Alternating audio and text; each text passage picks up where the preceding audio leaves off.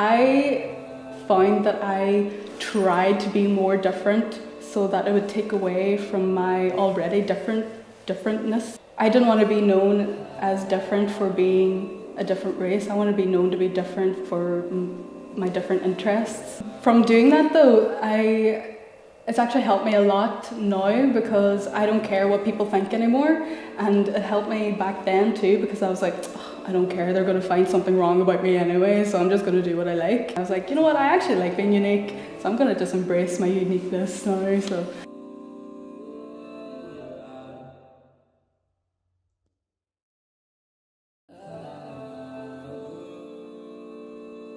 My name is Diya Guram. My pronouns are she, her. I identify as Punjabi-Irish. I am currently studying in the University of Manchester, and I'm studying comparative religion with social anthropology. I want to kind of jump back to the beginning of your story. Like, where are you from? Where were you born? And what's your upbringing been like? Okay, so this is actually kind of complicated, right? So bear with me. So I was born here and I lived here for a year, and then my family moved to India again, and we lived in India. It was in Punjab, in Jalandhar, and we lived there for 5 or 6 years, and then we moved back here. I think I was seven years old, so I had a big chunk of my early core childhood years in India, and I'm so grateful for that because my little brother, he was born here, but he never got to live in India, and you can already tell the difference between me and my older sister and our younger brother. Like, me and my sister are really involved in our culture, really interested in our culture, and my little brother, because he hasn't experienced that side, it's not that he doesn't have an interest in it, but it just doesn't come to him naturally. What was your school experience like whenever you moved here? You have that formative years in India and then you're transitioning into like a Northern Irish school. Like, what was that like? So when I moved over, it was like June, and my granny was like, yeah, we're going to put you in school right now. And I was all, but it's June. She's like, no, just go. So I started primary 2 in June, and I remember the first day, it was break time, and I wanted to play with a girl that was on my table. We were outside and she was kind of like running away from me, so I was like, oh, we're playing tag. So I was like running after her. I was like, yeah, woo. And she was like, stop. And I was all, oh my god, why? And she's like, I don't want to play with you. I was all, why do you not want to play with me? And she's all, because you're a different colour than me. And I was all, oh, I'm sorry. And I walked away because I thought I was in the wrong. I was all, oh shit, I shouldn't have asked her to play with me. I can't believe I did that. I went home then, and my mum and my granny was like, oh, how was school? And I was like, oh yeah, it was fine, but no one would play with me. And she was like, why? And I was all, oh, because I'm brown. And they're all, what? And I was all, yeah. And they're all, that's racist, they can't do that. And I was all, what's racist? Yeah, that was my first experience, my first day in school here. And so you said you're from Strabane. What's that place like? Is it Catholic, Protestant, or? Strabane in general would be a Catholic town, which was actually more helpful for us because, not to be sectarian or anything, but it was a little bit harder and difficult for our family to merge in with the Protestants, just because the Protestants just like everything how it is, you know, and then anything different. Back in the day, not now obviously, but back in the day in the 70s or whatever, peak trouble times, my dad would tell me stories all the time about him growing up and everything, and how he was always with, you know, the Catholic boys because they were more welcoming. Yeah, and that's so interesting that your dad lived through the Troubles then, like he has. Yeah, so he was born in 68, so he was there in the 70s, you know, 80s, 90s, all through it all. And because all of his close friends were Catholics as well, he was like, you know, running about with them. So he saw a lot of things, went through a lot of things, was called a lot of things, as well as his peers. So they all lived through it together, yeah. Mm. So then when you finished primary school, and what was like your high school experience like?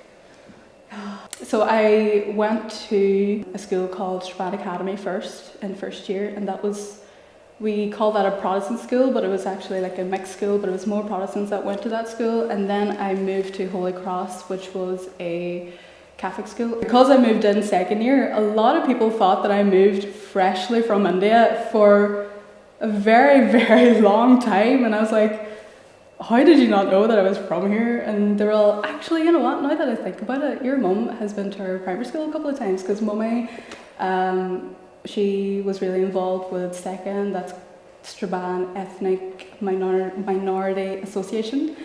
So Mummy used to go to primary schools all the time teaching them about Diwali. That's the Indian Festival of Lights. Whenever I was talking to some people in secondary school, they were like, oh yeah, I actually remember your mum. And I was like, yes, I'm from here.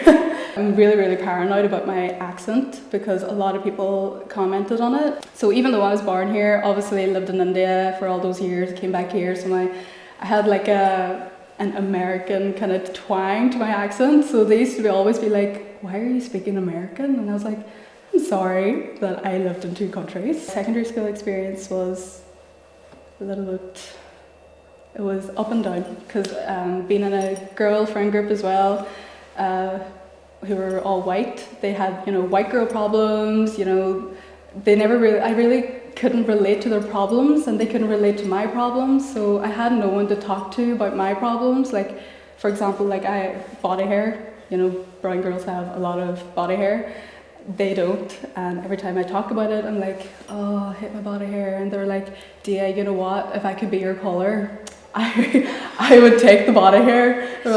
They're like, all my problems would go away if I was your colour. And I was like, I think as well, like, you want this sense of belonging, and it's really difficult when you feel like you're the other, and then if they can't relate to your problems, it's like, especially when in that age group as well, everyone wants to be the same, and if you're slightly different, they're like, she's different. Like, do you know what I mean? Like, why was it such a taboo thing to be different? Like, if you liked something else, like a different boy band, everyone used to be all, do you know what I mean? But I found that I tried to be more different so that it would take away from my already differentness, if you know what I mean. Like, I didn't want to be known as different for being a different race. I want to be known to be different for my different interests. From doing that though, it's actually helped me a lot now, because I don't care what people think anymore, and it helped me back then too, because I was like,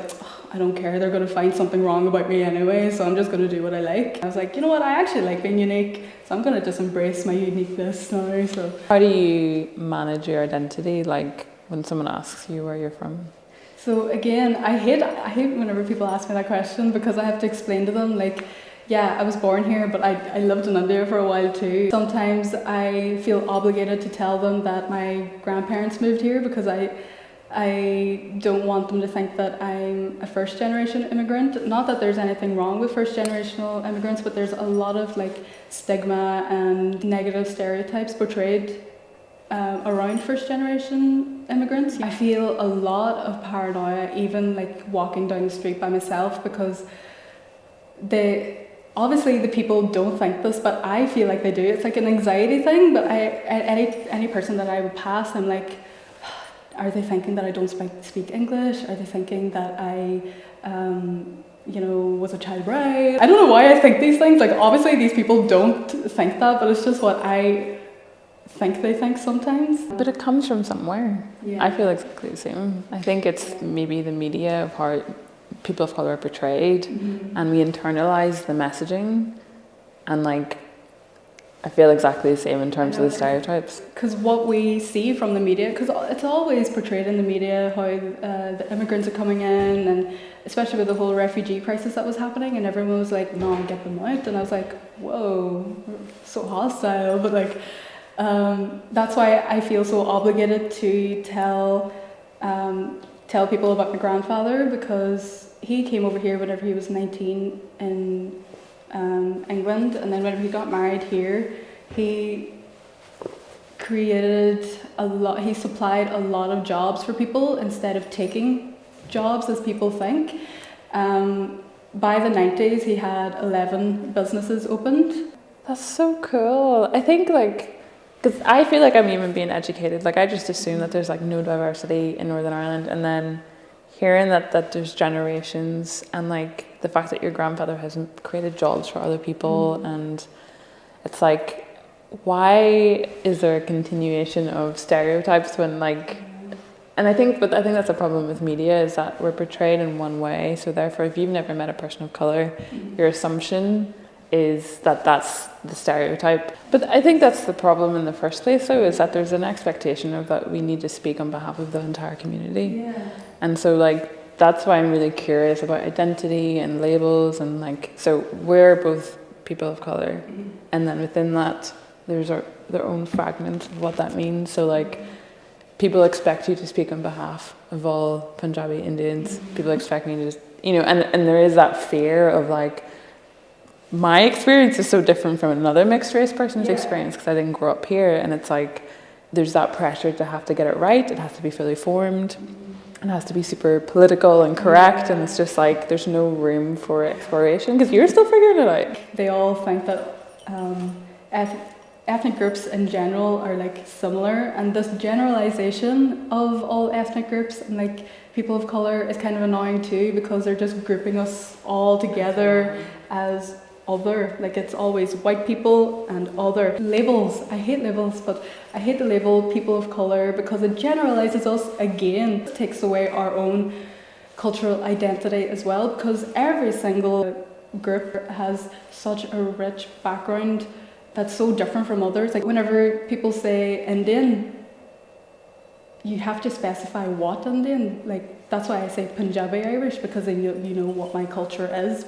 And even generalising India itself annoys me, because if you're going to generalise one country who has so many cultures and then you want to generalise a whole group of people, imagine how many cultures and backgrounds and traditions are within that generalisation from different countries already. Like, do you know what I mean? So yeah, labels. This is like, that's what's been coming up a lot with a lot of people I've talked to over the last 2 days, is like, we just need to move away. Well, acceptance of self is key. That's the number one thing. And then it's a matter of just navigating that labels aren't important, and how you identify is the most important. How do you think people see you? Well, from people who know me, they know that I try to talk about my culture as much as possible, and I try to involve them with my culture as much as possible too. So how I see myself, I